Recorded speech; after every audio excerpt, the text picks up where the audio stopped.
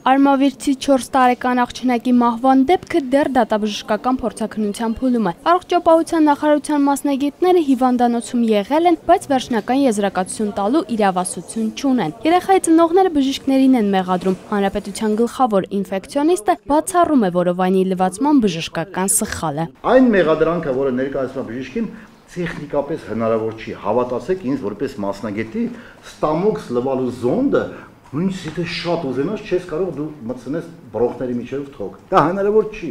Իրականում բժիշկները մեղքի ինչ բաժին ունեն երեխայի մահվան գործում, պարզ կդառնա մի քանի ամիս հետո։ Հիմա հստակ է մի բան՝ արմավիրում համաճարակ չկա։ Անցած շաբաթ գրանցված աղիքային վարակների դեպքերն իրար հետ կապ չունեն։ Տարբեր տարիքի հիվանդները հիվանդանոց հասել են տարբեր պատճառներով։ Ամառներ սուր աղիքային վարակների սեզոնայնությունն է։